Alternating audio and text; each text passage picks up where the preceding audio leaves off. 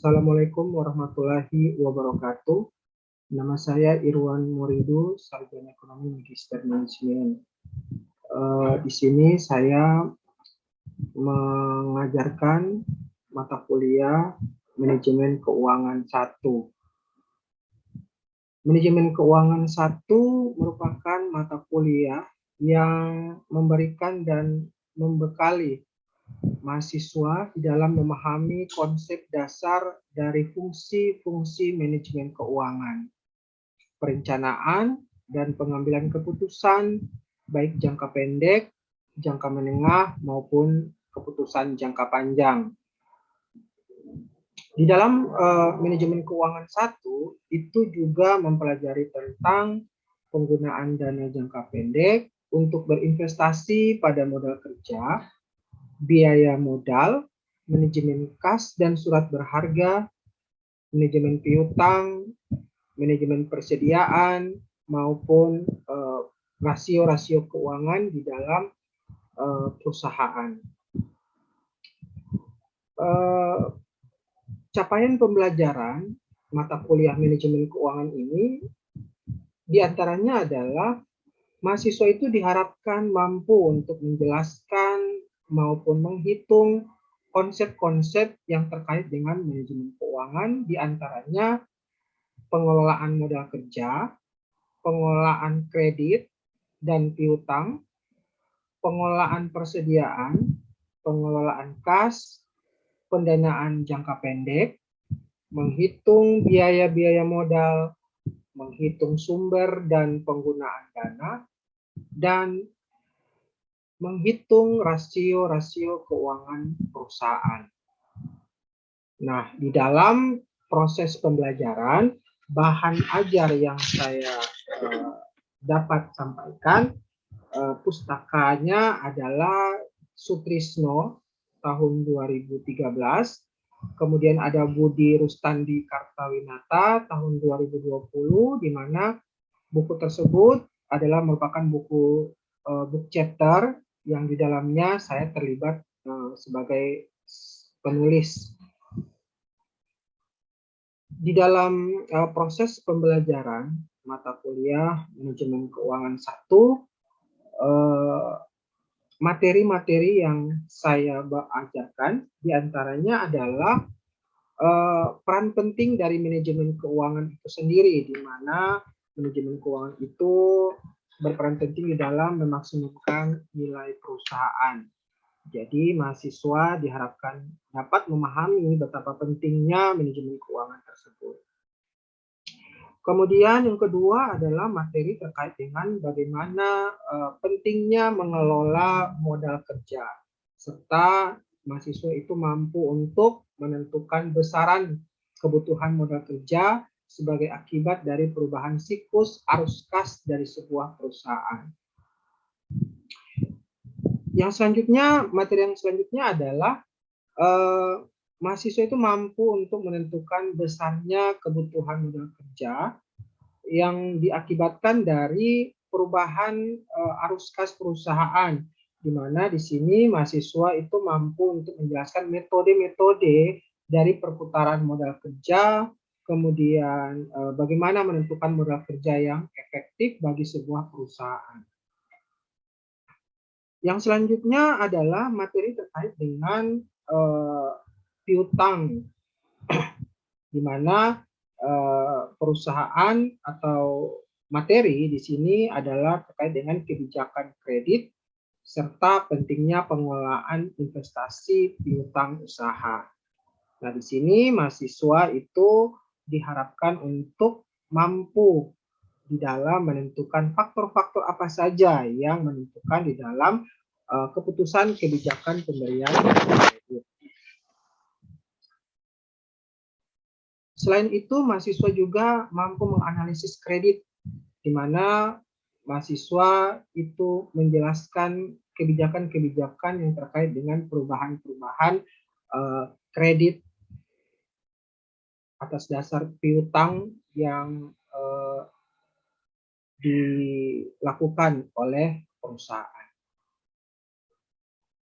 Selanjutnya, materi yang selanjutnya adalah persediaan. Pengelolaan persediaan ini penting untuk diketahui oleh mahasiswa, di mana mahasiswa nanti akan memperoleh materi terkait dengan bagaimana pengendalian perusahaan menggunakan EOQ, tingkat perputaran persediaan, reorder point, stock safety, kemudian bagaimana menggunakan metode just in time dan menghitung besaran biaya-biaya yang dikeluarkan terkait dengan persediaan. Yang selanjutnya adalah materi terkait dengan kas dan investasi terhadap sekuritas. Nah, di sini mahasiswa itu setidaknya mampu memahami bagaimana motif seseorang, motif perusahaan di dalam memiliki kas dan surat berharga. Bagaimana menghitung dan menjelaskan bentuk-bentuk anggaran kas maupun model-model kas. Materi yang selanjutnya adalah terkait dengan pendanaan jangka pendek beserta sumber-sumbernya. Nah, di sini mahasiswa diharapkan itu mampu untuk menjelaskan konsep-konsep terkait dengan piutang dagang, terkait dengan hutang dagang, bagaimana menjelaskan tentang kredit bank jangka pendek, dan pinjaman-pinjaman lainnya yang berhubungan dengan sumber-sumber pendanaan jangka pendek. Materi yang lain adalah biaya modal. Nah, di sini mahasiswa diharapkan mampu untuk menjelaskan dan menghitung biaya modal marginal dan komponen-komponen dari biaya modal. Selanjutnya adalah sumber dan penggunaan dana. Terkait dengan sumber dan penggunaan dana, artinya di sini adalah bagaimana perusahaan mampu untuk menganalisis sumber dan penggunaan dana di dalam sebuah perusahaan. Yang selanjutnya adalah materi terkait dengan bagaimana pentingnya mengelola dan menghitung rasio-rasio keuangan. Banyak sekali rasio yang bisa dipergunakan di dalam menghitung kinerja keuangan perusahaan, sehingganya mahasiswa itu mampu bagaimana menghitung, mencari perbandingan-perbandingan rasio keuangan yang ada pada perusahaan, seperti rasio likuiditas, leverage, rasio aktivitas, kemudian rasio keuntungan, rasio profitabilitas, serta menghitung analisis DuPont, analisis indeks, dan common size. Terkait dengan proses pembelajaran tersebut, dengan materi-materi yang sudah disesuaikan dengan rencana pembelajaran semester, maka mata kuliah manajemen keuangan 1 itu biasanya dilakukan baik offline maupun online dengan tugas-tugas terkait dengan materi yang ada dengan mengelola keuangan-keuangan yang sederhana. Metode pembelajaran yaitu biasanya saya melakukannya dengan menggunakan PPT atau PowerPoint, di mana saya akan menjelaskan dengan metode ceramah bagaimana pentingnya di dalam mengetahui manajemen keuangan tersebut, di mana manajemen keuangan itu begitu penting yang berada di sekitaran kita, apalagi kita berada pada konteks perusahaan. Metode pembelajaran berupa ceramah, di sini saya memberikan materi perhitungan sehingganya mahasiswa itu mampu untuk menghitung dan memahami materi yang saya bawakan.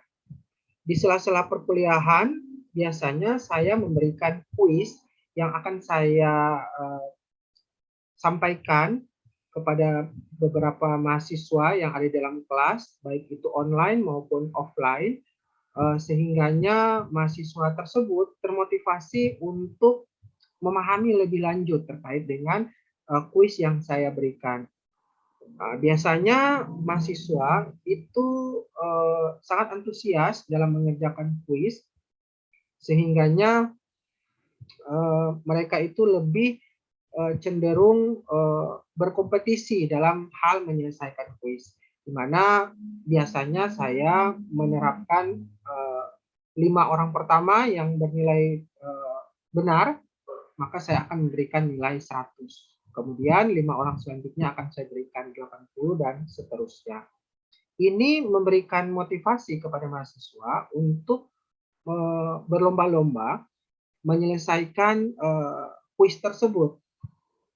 Nah, ini yang membangkitkan minat mahasiswa di dalam mata kuliah manajemen keuangan 1. Untuk proses pembelajaran, karena biasanya mahasiswa itu cenderung lebih jenuh di dalam mengikuti perkuliahan, terutama mata kuliah yang memiliki sifat perhitungan, sehingganya dalam proses pembelajaran biasanya saya diselingi dengan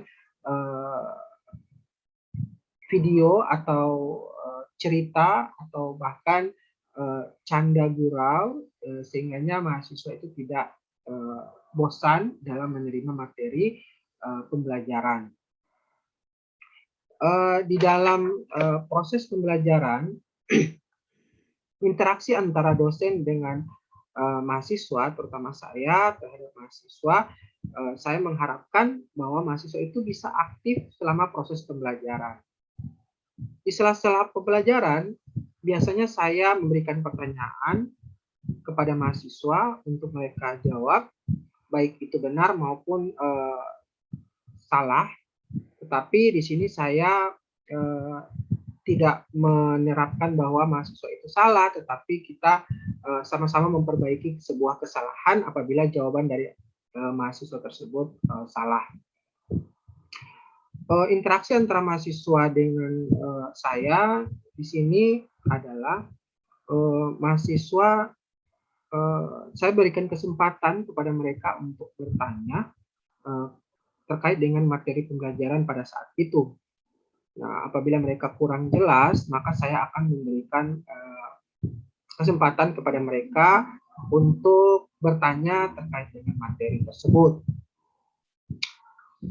Untuk proses pembelajaran, maka sistem penilaian mata kuliah saya dari sisi teknikal, bagaimana mahasiswa tersebut mampu untuk memahami seluruh konsep yang saya berikan selama kurang lebih 1 semester di mata kuliah manajemen keuangan 1 ini,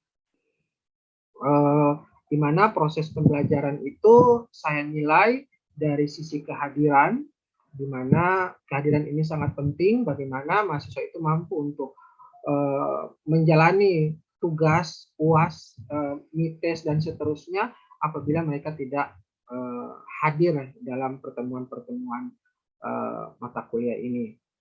Selanjutnya ada tugas. Tugas ini berfungsi sebagai alat bantu di dalam memberi pemahaman lebih lanjut terkait dengan mata kuliah manajemen keuangan ini.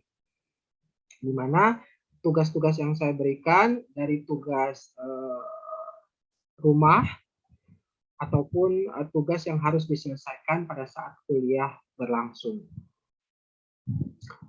Selanjutnya adalah ujian tengah semester. Nah, di sini kadangkala ujian tengah semester ini saya lebih cenderung menilai secara tingkat pemahaman personal dari mahasiswa, karena dari ujian tengah semester ini saya dapat melihat perkembangan selama kurang lebih 7 kali pertemuan mata kuliah ini, sehingganya kedepannya kita bisa mengetahui berapa yang mereka peroleh ketika setelah menyelesaikan mata kuliah ini. Yang selanjutnya adalah penilaian terkait dengan ujian akhir semester. Nah, ujian akhir semester ini dilaksanakan sesuai dengan jadwal yang telah ditentukan oleh universitas terkait dengan ujian tengah semester, ujian akhir semester. Selain itu, saya juga menilai bagaimana seorang mahasiswa itu mempunyai etika di dalamnya. Nah, di sini saya lebih menilai kepada etika, karena saya berprinsip bahwa sia-sialah sebuah pendidikan seorang mahasiswa apabila dia tidak memiliki etika. Etika itu sangat penting bagi saya di dalam menilai semua mata kuliah yang saya ampu, di antaranya manajemen keuangan 1, karena menurut saya etika itu akan dibawa sampai mereka mencapai kesuksesan. Etika yang dimaksud di sini adalah etika kesopanan, bagaimana mereka saling menghargai, baik menghargai saya maupun menghargai rekan mahasiswa yang lain. Kemudian selain itu bagaimana mereka berpakaian ketika mengikuti perkuliahan, attitude mereka selama perkuliahan, dan lain-lain yang berhubungan dengan etika. Nah, sehingganya proses perkuliahan itu dapat berjalan dengan baik dan lancar. Untuk mata kuliah manajemen keuangan 1 ini, indikator-indikator penilaian, semakin aktifnya mahasiswa di dalam proses perkuliahan, maka akan cenderung lebih baik lagi di dalam menerima materi, karena ketika sebuah pengetahuan yang rekan-rekan mereka tidak ketahui, ketika ada salah satu teman mereka yang bertanya terkait dengan permasalahan yang mereka alami, maka jawaban yang kemungkinan akan saya berikan mungkin saja akan menyentuh ranah permasalahan dari mahasiswa yang lain, sehingganya beberapa mahasiswa terjawab permasalahan-permasalahan yang mereka hadapi. Terkait dengan manajemen keuangan 1 yang saya bawakan pada kali ini, saya mengharapkan semoga dapat bermanfaat bagi rekan-rekan semuanya. Mungkin itu saja yang dapat saya sampaikan. Mohon maaf jika ada kesalahan, baik kata-kata yang ada di dalam video ini. Semoga bermanfaat. Saya akhiri. Assalamualaikum warahmatullahi wabarakatuh. Ya, Assalamualaikum warahmatullahi wabarakatuh. Waalaikumsalam warahmatullahi wabarakatuh. Pada hari ini saya membawakan mata kuliah manajemen keuangan 1. Uang itu siapa? Nah, pada slide ini bisa dilihat ada gambar. Silahkan beri tanggapan terkait dengan gambar tersebut. Saya, Pak. Iya, oke. Rizwandi Hiola. Oke. Uang. Siapa sih uang? Uang ini alat tukar yang bisa, kalau ini gambar iblis, pendapat saya, mungkin uang juga bisa menjerumuskan kita pada hal yang buruk. Di satu sisi yang gambar orang ini, uang juga punya nilai tambah atau punya kebaikan, banyak kebaikannya juga. Begitu kira-kira, Pak. Oke, bagus. Kalau salah. Iya. Ya, bagus, Rizwandi. Ada lagi yang lain? Saya, Pak. Oke, Muhammad Alfair Syarif. Silakan. Ya. Tanggapan saya terhadap gambar ini, Pak, menurut saya uang itu merupakan sesuatu yang sangat sensitif, di mana di sini digambarkan seorang, ada yang iblis sama orang laki-laki, di mana uang itu dapat menjerumuskan seseorang dalam perbuatan yang negatif, sehingga diperlukan itu pengelolaan sistem manajemen yang baik terhadap uang tersebut, Bapak. Menurut saya seperti itu. Ya, terima kasih atas jawabannya.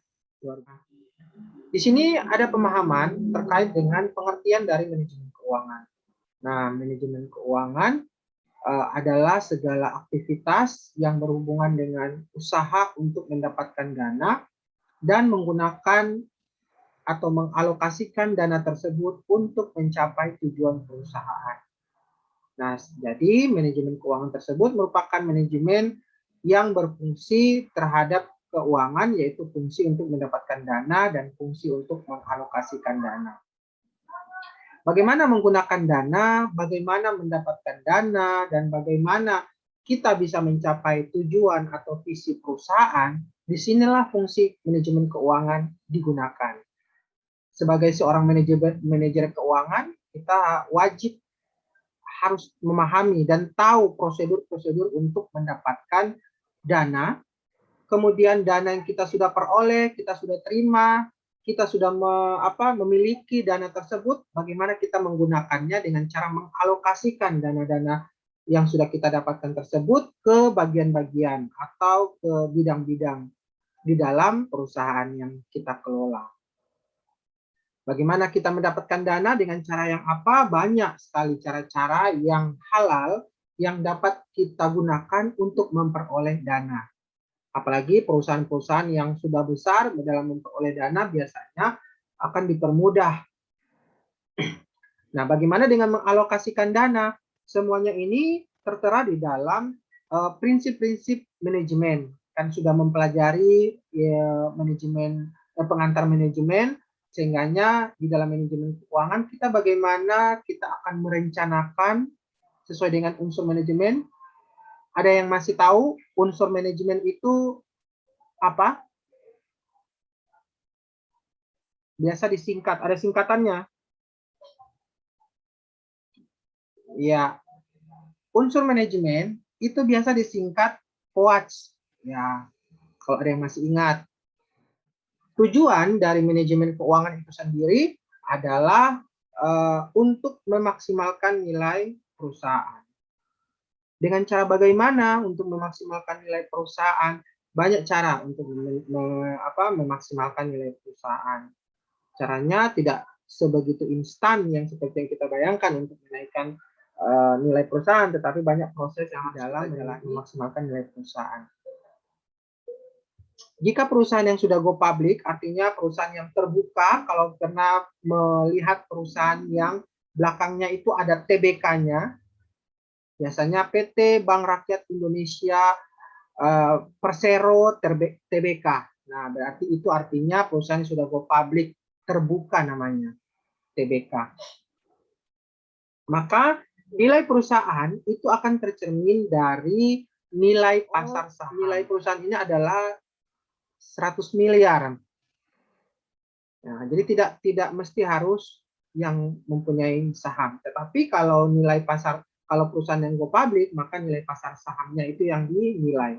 Semakin tinggi maka akan semakin baik. Biasanya dari pada saat pembukaan ada yang 2.000, justru ada yang 5.000, dan sampai pada saat sekarang berkembang perusahaan tersebut, biasanya harga per lembar sahamnya bisa mencapai jutaan rupiah per lembar saham. Nanti semakin tinggi maka akan semakin baik. Ini tadi bagaimana nilai perusahaan itu. Nah, ini fungsi dari manajemen keuangan, yaitu ada 3 keputusan yang harus diketahui sebagai seorang manajer keuangan, di mana fungsi yang pertama itu adalah fungsi di dalam keputusan berinvestasi. Nah, dalam keputusan berinvestasi, bagaimana kita menggunakan atau mengalokasikan dana tersebut. Penggunaan dana yang tepat adalah penggunaan dana yang dapat membuat pemilik dana menjadi makmur. Nah, bagaimana dengan keputusan pendanaan yang kedua? Kalau tadi ada keputusan investasi, maka sekarang adalah keputusan pendanaan. Nah, keputusan pendanaan itu merupakan keputusan di dalam memilih jenis dana yang akan digunakan oleh perusahaan. Keputusan yang tepat adalah juga keputusan tersebut dapat menurunkan biaya modal atau biaya dana yang ditanggung perusahaan. Nah, keputusan yang ketiga yaitu keputusan dividen. Nah, perusahaan yang baik adalah perusahaan yang mampu membagikan laba kepada kepada pemegang saham atau investor. Nah, bisa di dalam bentuk dividen, dan dividen ini banyak, bisa dalam bentuk dividen uang, dividen properti, dividen saham, dan dividen-dividen yang lain. Nah, perusahaan bisa memutuskan untuk membagikan dividen tersebut atau menahan dividen tersebut. Tidak semuanya perusahaan yang memperoleh laba, tidak selamanya perusahaan yang memperoleh laba itu membagikan seluruh dividennya kepada para investor. Nah, dari mana perusahaan itu memperoleh sumber dana? Nah, sumber dana itu bisa diperoleh dari 3 jenis sumber dana. Ada sumber dana jangka pendek, ada sumber dana jangka menengah, dan ada sumber dana jangka panjang. Ya. Ya, kalau sumber dana jangka pendek itu biasanya tidak lebih dari 1 periode akuntansi. Jadi kalau kita melakukan pinjaman, pendanaan dari bank, maka tidak boleh lebih dari 1 tahun. Maka pinjaman bank yang harus kita harus kita lakukan adalah pinjaman bank jangka pendek. Tapi biasanya pinjaman bank jangka pendek itu jumlah pinjamannya itu biasanya tidak banyak, tergantung dari masing-masing pihak perbankan. Yang kedua itu adalah sumber dana jangka menengah. Nah, sumber dana jangka menengah ini biasanya rentang waktu di antara 2 tahun sampai 5 tahun, tergantung dari masing-masing pemahaman perusahaan. Ada yang bilang 2 sampai 5 tahun, ada yang bilang 2 sampai 10 tahun untuk pendanaan jangka menengah. Sumber dana yang ketiga itu adalah sumber dana jangka panjang. Nah, bagaimana memperoleh sumber dana jangka panjang? Nah, biasanya perusahaan itu akan berekspansi usaha, biasanya dengan mengakuisisi atau menggabungkan dirinya dengan perusahaan yang sejenis atau perusahaan supplier, agar perusahaan itu memperoleh dana yang cukup besar untuk kegiatan operasional. Nah, atau membangun aset-aset tetap jangka panjang dengan cara seperti membeli tanah, membangun pabrik, membeli mesin untuk kebutuhan operasional ke depan, kemudian melaksanakan proyek-proyek konstruksi yang lain. Dari ekspansi kita mau bereksplor ke usaha yang lain, tapi kalau tidak dialokasikan dengan dana yang cukup, maka tidak akan maksimal. Itu. Kalau mau membuka usaha, maka harus kita terlebih dahulu survei lokasi yang ada. Apakah lokasi itu cocok tidak untuk usaha kita? Tidak sesuka-suka kita untuk mengalokasikan dana kemudian membuka usaha di tempat yang tidak cocok dengan kita. Maka kita harus survei dulu orang-orangnya. Kebiasaan orang yang ada di situ. Apakah cocok tidak dengan usaha kita? Tuh. Ada satu kata-kata, ya, kalimat yang mungkin akan menjadi penyemangat kalian ketika menjalani perkuliahan selama 1 semester, di mana tujuan pendidikan itu akan mengubah cermin menjadi jendela. Mulailah dari mana kamu berada, gunakan apa yang kamu miliki, dan lakukan apa yang kamu bisa.